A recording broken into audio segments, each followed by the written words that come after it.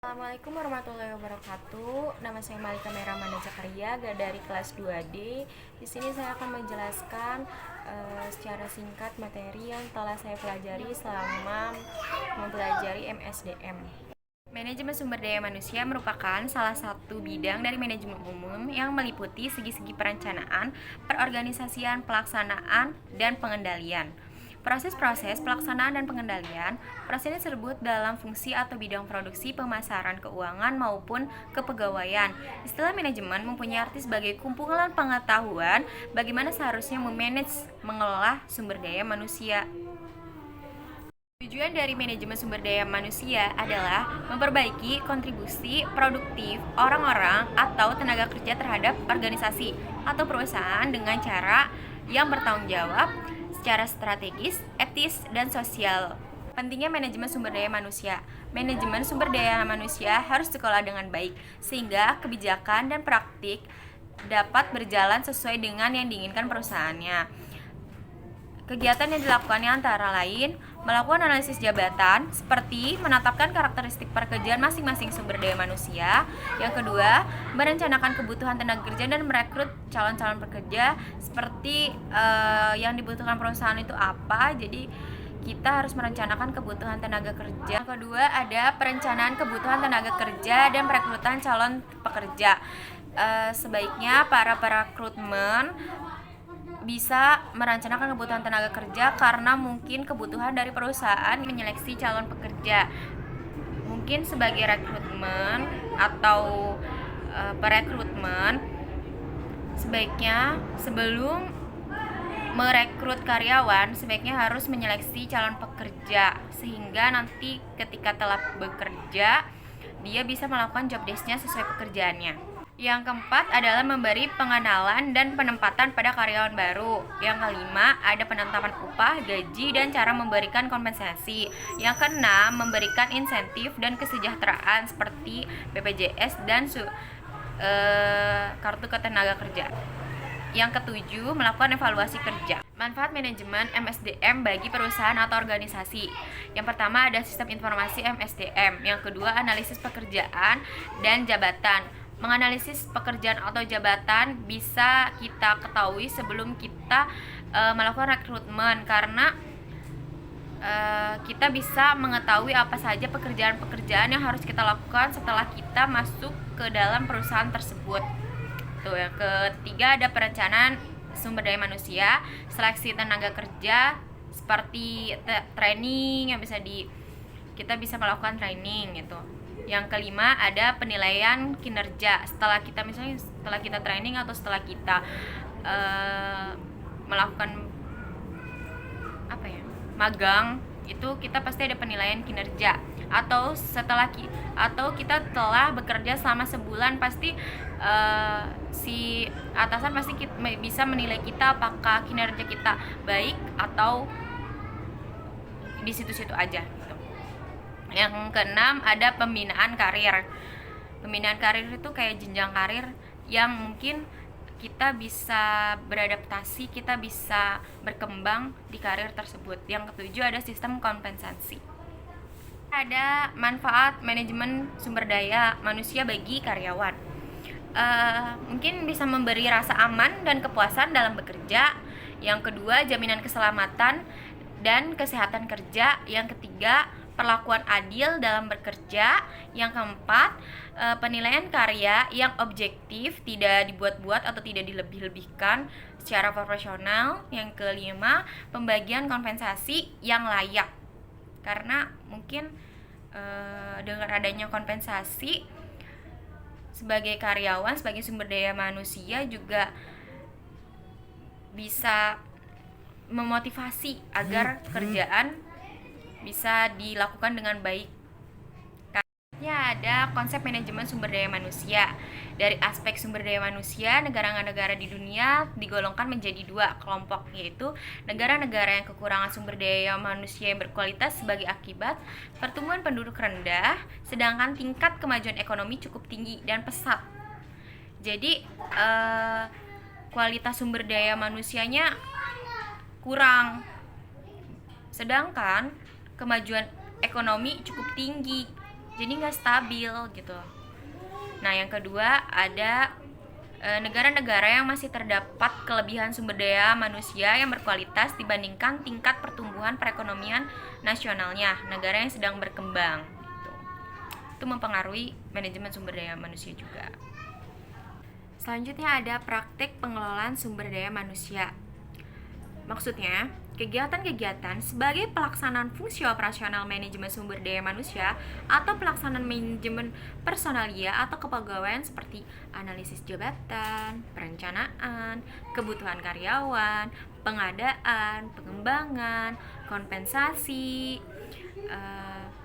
pensiunan. Itu ada contoh nih di lingkungan PNS sebagai berikut. Sebagai program umum, menyusun formasi pengadaan pegawai, pengangkatan pertama, terus penilaian pelaksanaan pekerjaan, kenaikan gaji karena mungkin progresnya sudah berkembang, terus kenaikan pangkat, jenjang karirnya pasti, mutasi jabatan, terus pemberian cuti, pensiun. Itu hak-hak kita sebagai sumber daya manusia atau sebagai karyawan yang harus didapatkan oleh perusahaan. Terus ada program khusus seperti pembinaan tenaga kerja, kekaryaan, peninjauan masa kerja, dan pengurusan asuransi kesehatan. Itu penunjang khususnya. Terdapat dari masalah eksternal. Masalah eksternal adalah keragaman budaya dan sikap. Kan di Indonesia banyak banget ya budaya-budayanya. Jadi gimana caranya kita melakukan pekerjaan dengan tanpa memperkaitkan budaya, adat gitu. Udah kayak profesional bekerja aja, kita juga bisa sama-sama saling bekerja sama gitu. Nah, yang kedua adalah keragaman melalui imigrasi dan migrasi. Yang ketiga ada keragaman yang profesional. Nah, tadi kan kita tuh bekerja secara profesional, walaupun kita mungkin dalam pribadi sendiri ada masalah nih, di diri kita tuh lagi ada masalah, tapi kita melakukan pekerjaan dengan profesional, dengan penuh tanggung jawab, sehingga nggak ada tuh antara pekerjaan dengan masalah pribadi itu disangkut pautin. Nggak boleh. Perusahaan-perusahaan juga mungkin nggak mau punya karyawannya seperti itu karena bisa merugikan perusahaan tersebut. Yang kedua ada masalah-masalah ekonomi global. Yang ketiga ada masalah-masalah pemerintah. Yang keempat ada masalah organisasi. Jadi mungkin ada serikat pekerja, terus informasinya dari organisasi tersebut, dan budaya perusahaan dan konflik. Nah, ada juga nih masalah-masalah dari faktor internasional. Ada nih penanggulangan masalah sumber daya internasional, terus ada masalah keagamaan gugus kerja, yang terus ada juga kesadaran budaya, asumsi, struktur departemen, dan hak-hak tenaga kerja. Tuh. Nah, selanjutnya ada aktivitas sumber daya manusia dalam menghadapi bisnis dengan mengacu karakteristik bisnis masa depan, serta memperhatikan masalah-masalah sumber daya manusia yang dihadapi perusahaan-perusahaan di Indonesia. Jadi kita bisa memprediksi sumber daya manusia perlu dilakukan secara kualitatif dan kuantitatif melalui penelitian sumber daya manusia. Terus ada perekrutmen dan seleksi, harus mendasarkan pada faktor kemampuan, kepribadian yang positif, bermotivasi tinggi. Nah, yang ketiga ada orientasi, perlu dilakukan. Setelah kita ada seleksi, kita orientasi, seperti mungkin ada training tuh, dengan mendasarkan pada budaya perusahaan. Jadi kita bisa mengenal nih budaya perusahaan ini gimana, perusahaan ini gimana gitu. Nah, yang keempat ada pelatihan serta pengembangan, perlu mengacu pada kompeten, motivasi, dan lain-lain yang diharapkan serta hasilnya harus dapat diukur. Jadi kita harus juga punya target gitu kan. Dalam pelatihan pun kita harus punya target. Jadi kita bisa menargetkan diri kita untuk bekerja dengan baik, dengan tanggung jawab. Saya akan bahas adalah rekrutmen dan seleksi. Jadi, rekrutmen adalah serangkaian aktivitas mencari dan memikat kerja dengan motivasi, kemampuan, keahlian, dan pengetahuan yang diperlukan untuk menutupi kekurangan yang diidentifikasikan dalam perencanaan kepegawaian. Tuh. Jadi, rekrutmen sendiri mempunyai tujuan untuk memikat pelamar dan melamar untuk berkesempatan bekerja di perusahaan tersebut. Tuh. Dengan mempengaruhi pelamar menerima tawaran pekerja yang mereka terima dan sebagai saran pertukaran informasi. Tujuan rekrutmen sendiri bisa menerima pelamar sebanyak-banyaknya sesuai dengan kualifikasi kebutuhan perusahaan dari sumber manapun untuk mendapatkan calon pelamar tersebut. Selanjutnya yang kita akan bahas adalah mencari dan menarik calon karyawan. Mencarinya tuh bisa mencari dari dalam ataupun dari luar. Kalau dari dalam itu kita harus meminta bantuan karyawan lama, mencari dari arsip data pelamar, terus mengumumkan secara terbuka di dalam perusahaan tersebut gitu. Kalau mencari dari luar kita harus memasang iklan lowongan, menyusun iklan lowongan, tetapkan dulu nih target audiensnya, dia yang dibutuhkan di posisi apa gitu, rancangan isi iklan gitu. Seperti judul utama, gambaran, dan uraian jabatan-jabatan yang harus dan dibutuhkan oleh perusahaan tersebut gitu, sesuai kualifikasi perusahaan. Selanjutnya ada seleksi calon atau menyeleksi calon pekerja adalah proses pemilihan dari sekelompok pelamar atau orang-orang yang paling memenuhi kriteria seleksi untuk posisi yang tersedia berdasarkan kondisi perusahaan yang ada saat ini. Tujuan seleksi adalah untuk mencocokkan secara benar orang-orang dengan pekerjaan-pekerjaan tersebut, seperti analisis jabatan, perencanaan sumber daya manusia, merekrutmen. Proses seleksi tersebut bisa dilakukan dengan cara screening lamaran. Jadi rekrutmen dan seleksi itu berbeda ya. Jadi berbedanya secara rekrutmen itu mengacu pada proses identifikasi dan memikat serta motivasi calon karyawan untuk melamar. Sedangkan kalau seleksi berkaitan dengan mengambil calon karyawan dengan tepat dari kolom pelamar gitu. Terus rekrutmen dikatakan positif bila dapat menarik sebanyak-banyaknya. Seleksi dikatakan negatif karena akan berusaha menghindarkan calon pelamar yang tidak memenuhi persyaratan. Terus ada kegiatan awal rekrutmen adalah mendesain ulang syarat jabatan, sedangkan kalau seleksi itu kegiatan awal seleksi adalah mencocokkan informasi dan belangko lamaran dengan syarat jabatan. Selanjutnya adalah keuntungan dan kerugian perekrutan secara internal dan eksternal. Secara internal di keuntungannya adalah memberi motivasi kerja kepada seluruh karyawan untuk meraih prestasi. Terus menumbuhkan rasa loyalitas tinggi dari para karyawan pada pemimpinnya. Timbulnya kepedulian internal lebih dalam karena pimpinan selalu mengutamakan karyawan perusahaan. Kalau kerugiannya ini tidak mendapatkan ide baru dari sumber baru, si karyawannya itu kerugiannya.